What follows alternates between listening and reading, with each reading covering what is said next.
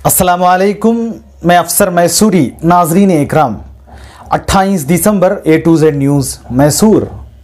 जुनूबी हिंद के शेर कर्नाटक अजीज़ुल मुल्क अलहाज अजीज़ सेठ साहब मरहूम, उनकी 19वीं के मौके पर एक छोटा मजमून आप लोगों के सामने।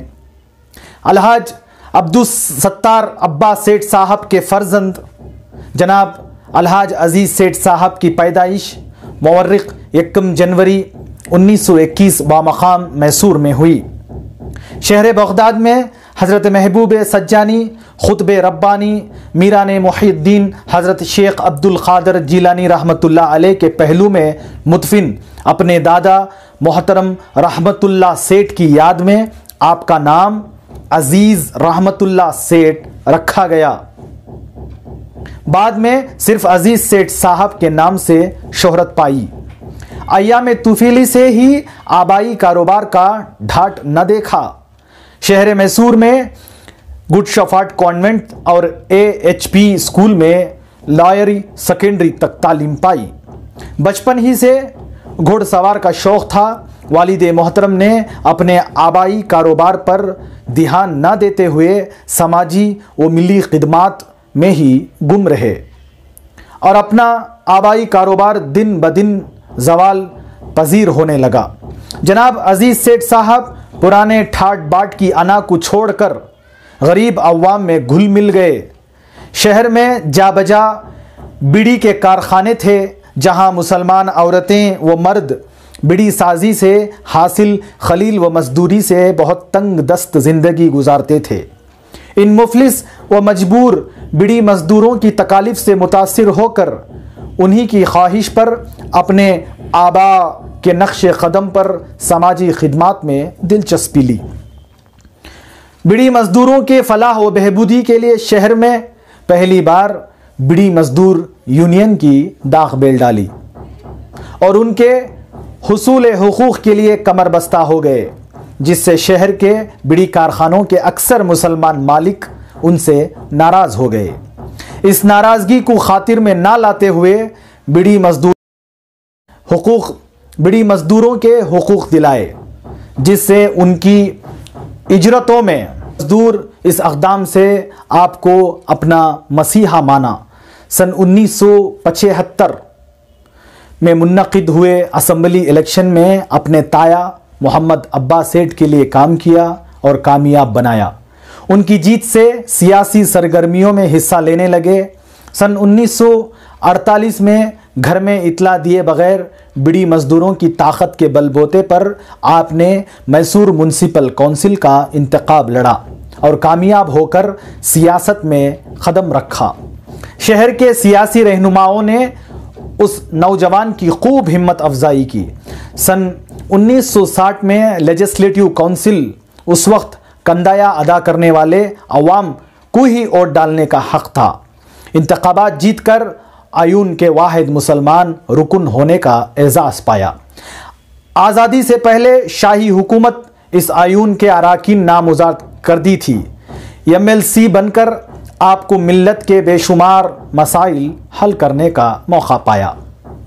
कच्ची मैमून सेठ बरादरी के 2 सियासी रहनुमाओं, एक तरफ आपके ताया और दूसरी तरफ आपने कौम व मिल्लत के बेशुमार मसाइल को अरबाब हुकूमत के सामने पेश करने और सुलझाने की बेहतरीन कोशिश की। आपको हज़रत टीपू सुल्तान शहीद रहमतुल्लाह अलैह से वालिहाना मोहब्बत व अक़ीदत थी। आप अपनी सालगिरह का दिन हज़रत टीपू सुल्तान शहीद रहमतुल्लाह अलैह के गुंबद में गुजारा करते और अपनी तक़ारीर में हज़रत टीपू सुल्तान शहीद रहमतुल्लाह अलैह के कौल के मुताबिक हिंदू और मुसलमानों को अपनी 2 आँख से तशबीह दिया करते थे। सन 1962 के असम्बली इलेक्शन में प्रजा सोशलिस्ट पार्टी के उम्मीदवार श्री BK पट्टैया की हिमायत में आपने आज़ाद उम्मीदवार मोहसिनुल मुल्क मोहम्मद अब्बा सेठ को हरा कर ही दम लिया। इसी साल मजलिस रिफ़ाहुल मुस्लिमीन के सदर चुने गए। आपने 1967 के असम्बली इंतखाबात में सोमियाकत सोशलिस्ट पार्टी की टिकट पर पहली बार असम्बली इंतखाबात जीता। मिली मसाइल की यकसवी के लिए अयून में गरजते बरसते रहे और रियासत भर में शेर कर्नाटक के लक़ब से मशहूर हुए। उसी शोहरत की बिना कांग्रेस पार्टी ने उन्हें अपना लिया और सन 1972 में दूसरी बार कांग्रेसी टिकट पर एमएलए चुने गए और अक़लियत नवाज वज़ीर आला श्री डी देवराज अरस ने अपनी काबीना में ट्रांसपोर्ट, मेहनत, सियाहत और औक़ाफ़ के 4 अहम क़लमदानों की जिम्मेदारी सौंपी। ट्रांसपोर्ट मिनिस्ट्री के दौरान निजी बसों को कौमी लिया जाने पर Mysore state road transport corporation में बेशतर मुसलमानों के लिए रोज़गार के मौके फराहम किए। उस अक़दाम पर रियासती असम्बली में हिज़्ब इख्तिलाफ ने शोर मचाया। उस एतराज़ का जवाब देते हुए दौरान तकरीर मज़ाहिया अंदाज में फरमाया कि मैं बस के पैसेंजरों की हिफाजत के मद्देनज़र बाहिम्मत मुसलमान ड्राइवर्स की भर्ती की है। अहम बात का मज़ाहिया रंग देकर मुखालिफिन को लाजवाब कर देना आपका कमाल था। जहां चंद औक़ाफ़ का नुकसान भी हुआ, वहीं आपके ज़रिए बहुत सारे औक़ाफ़ी मसाइल भी हल हुए। उसी दौरान मैसूर स्टेट इलेक्ट्रिसिटी बोर्ड के तकरीबन 9000 गैर मुस्तकिल मुलाजिमीन को क़ायम करके उनकी दुआएं ली। उन्हीं खिदमत की वजह से आप अजीज़ुल मुल्क के खिताब से भी शोहरत पाई। शहर की शाही मस्जिद की तामीर नौ में गहरी दिलचस्पी दिखाई। औक़ाफ़ी इमलाक की तरक्की बहबूदी के लिए कर्नाटका स्टेट वक्फ डेवलपमेंट काउंसिल की बुनियाद डाली। फिर औरतों की फलाह व बहबूदी व इमदाद के लिए कर्नाटका वक्फ वुमेन डेवलपमेंट फाउंडेशन कायम किया।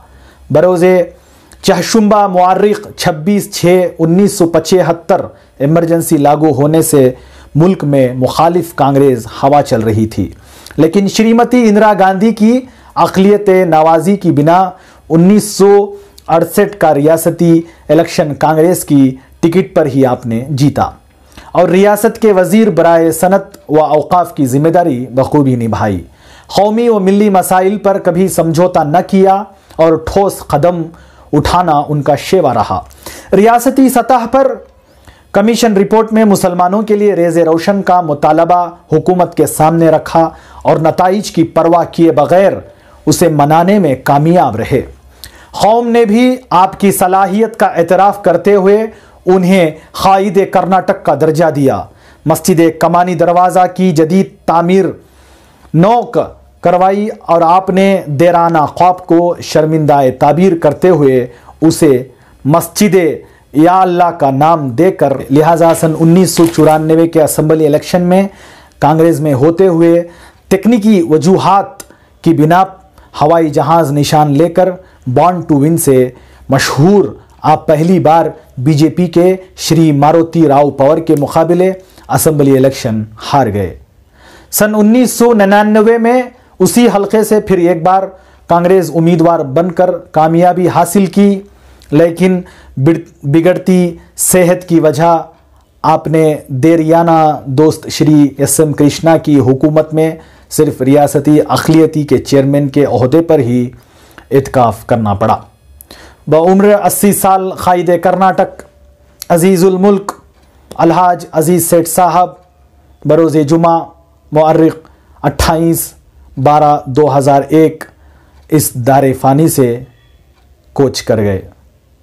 दूसरे दिन शहर के ईदगाह मैदान में सरकाजी मौली मोहम्मद हया साहब ने आपकी नमाज जनाजा पढ़ी, जिसमें रियासत कर्नाटक के मुख्तलिफ़ मकामात से आए अवाम का एक जमाए कफ़ीर हाजिर था और सरकाजी सैयद अली क़ादरी के ज़ाती क़ब्रस्तान में अपने आबा के पहलू में अबदी नींद सो गए और इस तरह कौम मुस्लिम अपने बेबाक लीडर से महरूम हो गई। हज़ारों साल नरगिस अपनी बेनूरी पे रोती है, बड़ी मुश्किल से होता है चमन में दीदार पैदा।